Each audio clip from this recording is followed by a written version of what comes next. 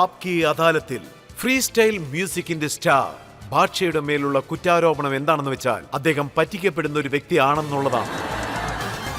ഭാഷ, താങ്കൾ എഴുതിയിരിക്കുന്നത് എന്താണെന്ന് വെച്ചാൽ, ഒരു കാലത്ത് എന്റെ ജ്യേഷ്ഠൻ ഉണ്ടായിരുന്നു. ഇന്ന് അദ്ദേഹത്തിനെ കുറിച്ച് ഓർത്തു. അന്ന് എത്രത്തോളം നന്നായിരുന്നു, പക്ഷെ വഴക്കുണ്ടായി. ആ ജ്യേഷ്ഠൻ ആരാണ്? എന്തൊക്കെ ഓർമ്മകളാണ് വന്നത്? ഇത് ഞാൻ ഹണിക്ക് വേണ്ടി എഴുതിയാണ് സാർ.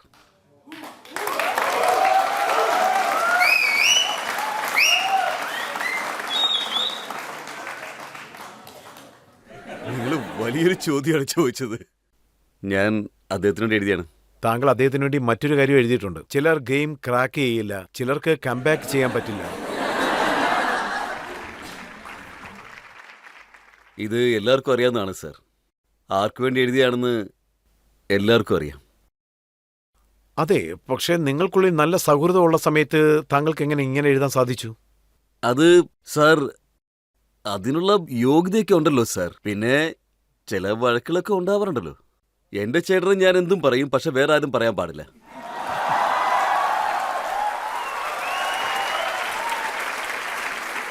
താങ്കൾ സ്വയം റോൾസ് റോയ്സ് എന്ന് പറഞ്ഞിട്ട് അദ്ദേഹത്തിനെ വേറെന്തോ പറഞ്ഞ് നിങ്ങൾക്കുള്ളിൽ വ്യത്യസ്തത കാണിച്ചിരിക്കുക. ഇതുപോലുള്ള കോമ്പറ്റീഷനൊക്കെ നടക്കും സാർ. അത് എന്താണെന്ന് വെച്ചാൽ, മ്യൂസിക് ഞങ്ങളുടെ ജോണറാണ്. ഞങ്ങളുടെ ഈ ജോണറിൽ ഇതുപോലെ നടക്കുന്നത് സാധാരണമാണ്. ഒരുപക്ഷെ ഇതുപോലുള്ള വഴക്കൊക്കെ നടന്നില്ലെങ്കിൽ പിന്നെ എന്ത് എൻ്റർടൈൻമെൻ്റ് ആണ്? ഇറ്റ് ഈസ് എൻ്റർടൈൻമെൻറ്റ്, അതല്ലാതെ മറ്റൊന്നുമില്ല. പക്ഷെ ഇക്കാര്യം സത്യമാണോന്ന് അറിയണം. ഹണി സിംഗും താങ്കളും വളരെ ക്ലോസ് ആയിരുന്നു. അദ്ദേഹം താങ്കൾക്ക് പാട്ട് എഴുതാൻ പഠിപ്പിച്ചു തന്നു, റാപ്പ് ചെയ്യാൻ പഠിപ്പിച്ചു. അങ്ങനെയൊന്നുമില്ല ഇല്ലേ? സാർ, അത് സത്യമല്ല. ഇത് കുറച്ച് ഓവറാണ് സാർ. അതായത് ഞാൻ എല്ലാവരെയും അങ്ങനെ ചേട്ടാന്ന് വിളിക്കാറില്ല. ഞങ്ങൾ ഒരുമിച്ചായിരുന്നു. അതുപോലെ അദ്ദേഹത്തിന് എനിക്ക് ഒരുപാട് ഇഷ്ടമായിരുന്നു. പിന്നെ അദ്ദേഹത്തിന് ഞാൻ പാട്ടെഴുതി. എഴുതാൻ അദ്ദേഹം പഠിപ്പിച്ചതല്ല, എനിക്ക് നേരത്തെ തന്നെ അറിയാവുന്ന കാര്യമാണ്. അങ്ങനെയാണ് ഞങ്ങൾ കണ്ടുമുട്ടിയതും. അദ്ദേഹത്തിന് വേണ്ടി പാട്ട് എഴുതിയിട്ടുണ്ട്. അതുപോലെ ഒരുപാട് മ്യൂസിക്കും ചെയ്തിട്ടുണ്ട്. ഞങ്ങളുടെ ജോഡിയും അതുപോലെ അടിപൊളിയായിരുന്നു. കാരണം എനിക്ക് ഡാൻസ് കളിക്കാൻ ഇഷ്ടമാണ്, അദ്ദേഹത്തിന് ഡാൻസ് കളിപ്പിക്കാനും.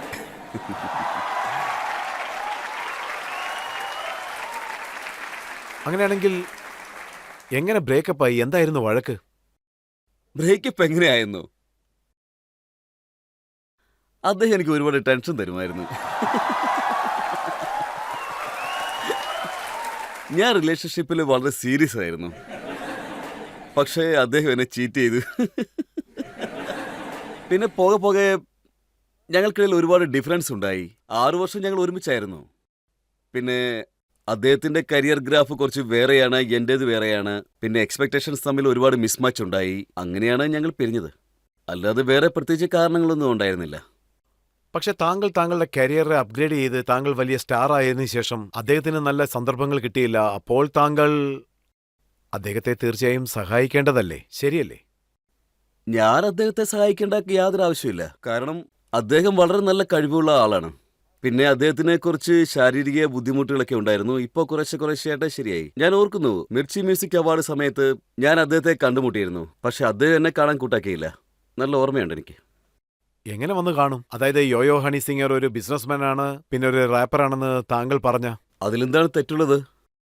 നല്ല കാര്യമല്ലേ? ബിസിനസ്മാനുമാണ്, റാപ്പറുമാണ്. അദ്ദേഹത്തിന് നല്ലപോലെ ബിസിനസ് അറിയാമല്ലോ. ഞാൻ പറയുന്ന ആൾക്കാർ ഇതൊക്കെ പഠിക്കണമെന്നാണ്. താങ്കളുടെ മേലുള്ള മറ്റൊരു ആരോപണം യൂട്യൂബിൽ താങ്കൾക്ക് വരുന്ന വ്യൂവേഴ്സ് എല്ലാം പണം കൊടുത്ത് വരുന്നവരാണെന്നുള്ളതാണ്. അതെങ്ങനെ? പാഗൽ എന്ന പാട്ടിന് 70 മില്യൺ വ്യൂവേഴ്സാണ് വന്നിരിക്കുന്നത്. പക്ഷേ യൂട്യൂബ് അത് അക്സെപ്റ്റ് ചെയ്തിട്ടില്ല. അത് താങ്കൾ പണം കൊടുത്ത് നേടിയതാണെന്നാണ് പറയുന്നത്. കാശ് കൊടുത്തിരുന്നു. ഗൂഗിൾ അഡ്വർടൈസ്മെന്റ് വേണ്ടിയിട്ട് കാശ് കൊടുത്തിരുന്നു. അതിൽ തെറ്റൊന്നുമില്ല. അതിൻ്റെ എല്ലാം റെസിപ്റ്റ് എൻ്റെ കയ്യിലുണ്ട്. ഞാൻ ഗൂഗിൾ അഡ്വർടൈസ്മെന്റ് ചെയ്ത് എന്തിനാണെന്ന് വെച്ചാൽ, അത് എൻ്റെ പാട്ട്, ഒരു ഇന്ത്യൻ പാട്ട് എന്തുകൊണ്ട് വേൾഡ് നമ്പർ 1 ആയിക്കൂടാ? അതുകൊണ്ടാണ് ഞാൻ ഗൂഗിൾ അഡ്വർടൈസ്മെന്റ് യൂസ് ചെയ്തത്. തീർച്ചയായിട്ടും ലോകം മുഴുവനും ഇത് തന്നെയാണ് ചെയ്യുന്നത്. എന്താ അങ്ങനെയല്ലേ? ഞാൻ ചെയ്ത കാര്യം ഓപ്പണായിട്ട് പറഞ്ഞു. എല്ലാരും ചെയ്യുന്നു, പക്ഷെ അവരാരും കുടുങ്ങിയില്ല. താങ്കൾ കുടുങ്ങി. ഇല്ല സാർ, ഞാൻ പറഞ്ഞല്ലോ. ഞാൻ സോഷ്യൽ മീഡിയ വന്ന് പറഞ്ഞായിരുന്നല്ലോ ഞാൻ ഗൂഗിൾ ആഡ് യൂസ് ചെയ്തു എന്ന്. അങ്ങനെയാണ് എല്ലാവരും ഇക്കാര്യങ്ങൾ അറിഞ്ഞത്. താങ്കളും ഇക്കാര്യം അങ്ങനെയാണ് അറിഞ്ഞത്. അപ്പോൾ താങ്കൾ ചെലവ് ചെയ്ത രീതിയിലുള്ള ലാഭം താങ്കൾക്ക് ഇതിൽ നിന്ന് ലഭിച്ചോ? ഞാൻ ചെലവാക്കിയതിന് ലാഭം കിട്ടി. സാർ, കാര്യം എന്താണെന്ന് വെച്ചാൽ, നമ്മൾ ഒരു പാട്ടുണ്ടാക്കിയാൽ അത് എല്ലാ ആൾക്കാരുടെ അടുത്തേക്കും എത്തണം.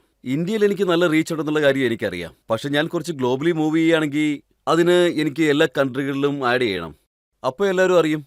അങ്ങനെ എനിക്ക് ലാഭം കിട്ടി. ആ സമയത്ത് എനിക്ക് എന്തുമാത്രം കിട്ടാവോ അത്രയും കിട്ടി. ഏത് മ്യൂസിക് കാരണമാണോ താങ്കൾ ഈ പൊസിഷനിൽ വന്നത്, ഏത് മ്യൂസിക്കാണോ താങ്കൾക്ക് എല്ലാം നൽകിയത്, ഏത് മ്യൂസിക് കാരണമാണോ ഇത്രയും സ്നേഹവും പ്രശസ്തിയും നേടിയത്, ഒരു കാലത്ത് ആ മ്യൂസിക് എല്ലാം വിട്ട് ഷോസ് ഒക്കെ എന്തിനാണ് ക്യാൻസൽ ചെയ്തത്? എനിക്ക് clinical depression and severe inside disorder ഉണ്ടായിരുന്നു. 6 മാസം ഞാൻ മരുന്ന് കഴിച്ചു. അത് വളരെ മോശം കാലമായിരുന്നു. വളരെയധികം ഡാർക്കായിരുന്നു. ആ സമയത്ത് എനിക്ക് എന്താ തോന്നിയെന്ന് വെച്ചാൽ ഇത് എപ്പോഴാണ് അവസാനിക്കുക എന്നും എങ്ങനെ അവസാനിപ്പിക്കും എന്നുള്ള ചിന്തയായിരുന്നു. ഞാൻ കുറച്ച് ഡാർക്കായിട്ട് പറയാൻ പോവാണ്. എൻ്റെ മരണം കൊണ്ട് മാത്രമേ ഇത് അവസാനിക്കുള്ളൂ എന്ന് ഞാൻ കരുതി. പിന്നെ ഇതിൽ നിന്ന് ഞാൻ കടന്നു വന്നപ്പോഴാണ് കാര്യങ്ങൾ മനസ്സിലായത്. That is why I probably went up to honey in that beds. Because എനിക്ക് അപ്പോഴാണ് മനസ്സിലായത് ഹണിക്കും ഇതിനിടയ്ക്ക് സംഭവിച്ചെന്ന്. ആ സമയത്ത് എൻ്റെ മനസ്സിൽ തോന്നിയ ഏറ്റവും വലിയ കാര്യം എന്താണെന്ന് വെച്ചാൽ അച്ഛനും അമ്മയുടെയും കൂടെ ഇരിക്കുന്നിടത്തോളം സുരക്ഷിതത്വം വേറെ എങ്ങും കിട്ടില്ല എന്ന്. അച്ഛൻ്റെ അമ്മയുടെ അടുത്ത് മാത്രമേ മക്കൾ സുരക്ഷിതരാക്കത്തുള്ളൂ. വേറെ എവിടെയും കിട്ടില്ല സർ. ലോകത്ത് വേറെ എവിടെയും കിട്ടില്ല. ഹിറ്റ്, ഫ്ലോപ്പ്, കംബാക്ക് ഇതൊരിടത്തും കിട്ടില്ല സർ. അത് ഉറപ്പുള്ള കാര്യമാണ്. നമ്മൾ ഈ ലോകത്ത് ജനിക്കുകയും മരിക്കുകയും ചെയ്യുന്നു. ഇടയിൽ നല്ലൊരു ജീവിതം നമ്മൾ ജീവിച്ച് കാണിക്കണം. നന്നായിട്ട് തന്നെ ജീവിക്കണം. പക്ഷേ ഇവഞ്ച്വലി എന്താന്ന് വെച്ചാൽ ഹെൽപ്പ്, പിന്നെ അച്ഛനും അമ്മയും, അതിൻ്റെ മുകളിൽ മറ്റൊന്നുമില്ല സർ. അതിന് മുകളിൽ വേറെ ഒന്നും തന്നെ ഇല്ല. പക്ഷേ ഇടയിലൊന്ന് പെട്ടുപോയി. എങ്കിലും രക്ഷപ്പെട്ടു. എൻ്റെ ഡോക്ടർ നരേന്ദ്രപ്രതി ഇന്നും കൂടി ഞാൻ അദ്ദേഹത്തോട് സംസാരിച്ചതേ ഉള്ളൂ. പക്ഷെ താങ്കൾ എങ്ങനെയാണ് ഇത്ര സെൻസിറ്റീവ് ആയത്? അതായത് പടം കണ്ട് താങ്കൾ ഡിപ്രഷൻ ആയെന്നും കേട്ടു. സാർ അത് പിന്നെ എൻ്റെ ട്രീറ്റ്മെൻറ്റ് നടക്കുന്ന സമയത്ത് ഞാൻ ആങ്സൈറ്റി വരുന്ന സമയത്തൊക്കെ ഓരോ ഗുളിക വീതം കഴിക്കുമായിരുന്നു. അത് ശരിക്കും ഒരു സൈക്കിൾ തന്നെയായിരുന്നു. ആ സമയത്ത് ഞാനൊരു ഫിലിം കണ്ടായിരുന്നു, ലുട്ടേര. നിങ്ങൾ കണ്ടുണ്ടോ? രൺബീർ സിംഗും സോനാക്ഷി സിൻഹയുടെയും. ആ പടം കണ്ടു കഴിഞ്ഞപ്പോൾ എൻ്റെ ഡിപ്രഷൻ വല്ല തന്നെ അറ്റാക്ക് ചെയ്തു. ദിവസം കഴിച്ചുകൊണ്ടിരുന്ന ഒരു ഗുളികയ്ക്ക് വരെ 2 ഗുളിക കഴിച്ചു. പിന്നെ ഞാൻ നല്ല ഉറക്കമായി. രാവിലെ എഴുന്നേറ്റ് ഞാൻ ഡോക്ടറെ വിളിച്ചു. ഡോക്ടർ, ഞാൻ വല്ലാത്ത പ്രശ്നത്തിലാണ്. അദ്ദേഹം ചോദിച്ചു എന്താന്ന്. ഡോക്ടർ, ഞാനൊരു പടം കണ്ടിരുന്നു. പടത്തിൻ്റെ പേര് ലുട്ടേര. എനിക്ക് വളരെയധികം എൻസൈറ്റിയായി, ഡിസോർഡറായി. ഞാൻ ഒരു ഗുളികയ്ക്ക് വരെ ഇപ്പോൾ 2 ഗുളികയാണ് കഴിക്കുന്നത്. ആ ഗുളിക എന്ന് പറയുന്നത് ഒരു ഡോസാണ്. അതിൽ കൂടുതൽ നമുക്ക് കഴിക്കാൻ പറ്റില്ല. ഡോക്ടർ പറഞ്ഞു, നീ തൽക്കാലം ഒരു കാര്യം ചെയ്യേ, ദയവിധി നീ റാഞ്ചനെ കാണാൻ നിൽക്കരുത്. അങ്ങനെ അതുകൊണ്ട് ട്രിപ്പിൾ ഡോസ് എടുക്കേണ്ട സാഹചര്യം. അതെ, ചെറിയ ചെറിയ ട്രിഗർ പോയിന്റ്സുകളുണ്ട് സാർ. പക്ഷെ അത് എന്ത് ട്രിഗർ ചെയ്യുന്ന അറിയില്ല സാർ. ഞാൻ നിങ്ങളുടെ എൻസൈറ്റിയെ പറ്റി പറയണമെന്ന് ആഗ്രഹിക്കുന്നു. ഇപ്പോൾ ഒരു അവസരം കിട്ടിയതുകൊണ്ടാണ്. എൻസൈറ്റി എല്ലാവർക്കും ഉണ്ട്. ചില ആൾക്കാർക്ക് പാമ്പിനെ കാണുമ്പോഴായിരിക്കും. എല്ലാ സാധനത്തിനോടും അങ്ങനെയുണ്ട്. ചിലപ്പോൾ ഈ എൻസൈറ്റി വലുതായി കഴിയുമ്പോഴാണ് എൻസൈറ്റി ഡിസോർഡർ എന്ന് പറയുന്നത്. ആ എൻസൈറ്റി ഡിസോർഡറാണ് സാർ എനിക്ക് വന്നത്. താങ്കൾക്ക് ഇത്രയും എക്സ്പീരിയൻസ് ഉണ്ടാവുകൊണ്ട് ഇതിൽ നിന്ന് പുറത്തു വന്നിട്ടും തിരിച്ചു വന്ന കരിയർ ഉണ്ടാക്കിയിരിക്കുകയാണ്. അപ്പോൾ ഇങ്ങനെയുള്ള പ്രശ്നങ്ങളിൽ നിന്നും പുറത്തെങ്ങനെ കടക്കാമെന്നുള്ള യങ്സ്റ്റേഴ്സിനോടുള്ള താങ്കളുടെ ഉപദേശം? പ്ലീസ്, നിങ്ങളിതൊക്കെ ഒരിക്കലും ഇഗ്നോർ ചെയ്യാൻ പാടില്ല. ഒരു കാരണവശാലും ഇഗ്നോർ ചെയ്യരുത്, അല്ലെങ്കിൽ അവസ്ഥ വളരെ മോശവും. ഞാൻ എൻ്റെ ഡോക്ടറെ അടുത്ത് പോയപ്പോൾ ഞാൻ ഡോക്ടറിൻ്റെ അടുത്ത് എല്ലാ കാര്യങ്ങളും പറയണമെന്ന് ആഗ്രഹിച്ചു. ഞാൻ കാത്തിരുന്നു. അവിടെ ഒരു വാർഡുണ്ടല്ലോ, ന്യൂറോ സൈക്കട്രി വാർഡ്. അവിടെയുള്ള ആൾക്കാരൊക്കെ മാനസിക സമനില തെറ്റിയ ആൾക്കാരാണ്. അപ്പോൾ നമുക്കും സമനില തെറ്റിയെന്ന് തോന്നിപ്പോവും. അവിടെ വെച്ച് ഞാൻ വല്ലാതെ ട്രിഗറായി പോയി. ഞാൻ എല്ലാ കാര്യങ്ങളും ഡോക്ടറോട് പറയണമെന്ന് ആഗ്രഹിച്ചു. ഡോക്ടറെല്ലാം കേൾക്കുമെന്ന് ഞാൻ ആഗ്രഹിച്ചു. ഞാൻ ഡോക്ടറെ അടുത്ത് ചെന്ന് ഡോക്ടറോട് പറയാൻ തുടങ്ങി. അദ്ദേഹം 1 മിനിറ്റ് പോലും കേട്ടില്ല. എന്നിട്ട് എനിക്ക് മരുന്ന് തന്നു. ഞാൻ കുറച്ച് ഓക്കെ ആയി. 3 മാസം കഴിഞ്ഞപ്പോൾ ഞാൻ ഡോക്ടറോട് പറഞ്ഞു, എനിക്ക് ഒരു കാര്യം പറയാനുണ്ട്. ഞാൻ ഡോക്ടറെ തന്നപ്പോൾ ഡോക്ടറിനെ കേൾക്കാൻ പോലും തയ്യാറായില്ല. ഒരു വാക്കുപോലും കേൾക്കാൻ തയ്യാറായില്ല. ഡോക്ടർ പറഞ്ഞു, നിന്റെ അവസ്ഥ വളരെ മോശമായിരുന്നു, അതുകൊണ്ടാണ് നിനക്ക് ഞാൻ മരുന്ന് തന്നതെന്ന്. വേഴ്സ്റ്റ് കേസിലാണ് നമുക്ക് മെഡിസിൻ തരുന്നത്. ഇവിടെ എല്ലാ കാര്യങ്ങൾക്കും ട്രീറ്റ്മെന്റ് ഉണ്ട്. പക്ഷേ it is very important for you to stay happy. സന്തോഷമായിരിക്കേണ്ടത് വളരെ പ്രധാനമാണ്. നിങ്ങളെ ആരാണ് സന്തോഷിപ്പിക്കുന്നത് അവരോട് ചെലവഴിക്കണം. എന്ത് ചെയ്താലാണ് സന്തോഷം കിട്ടുന്നത് അത് ചെയ്യണം. അതിനേക്കാളും വേറെ വലിയ കാര്യം ഒന്നുമില്ല. പ്ലീസ്, അത് മാത്രമേ എനിക്ക് പറയാനുള്ളൂ, അല്ല വേറൊന്നുമില്ല. മറ്റൊരു കാര്യം, എപ്പോൾ ഡിപ്രഷൻ ആയാലും ഡോക്ടറിന്റെ അടുത്ത് ഒരിക്കലും പോകാതിരിക്കരുത്. അതല്ലേ? തീർച്ചയായും. ഡിപ്രഷൻ ആയിരിക്കുന്ന സമയത്ത് ഹെൽപ്പ് ചോദിക്കണം, തെറാപ്പിസ്റ്റിനെ പോയി കാണണം. അതൊക്കെ നിങ്ങളെ ഹെൽപ്പ് ചെയ്യും, വളരെയധികം ഹെൽപ്പ് ചെയ്യും. താങ്കൾ യങ്സ്റ്റേഴ്സിന് നല്ല അഡ്വൈസ് ആണ് കൊടുത്തത്.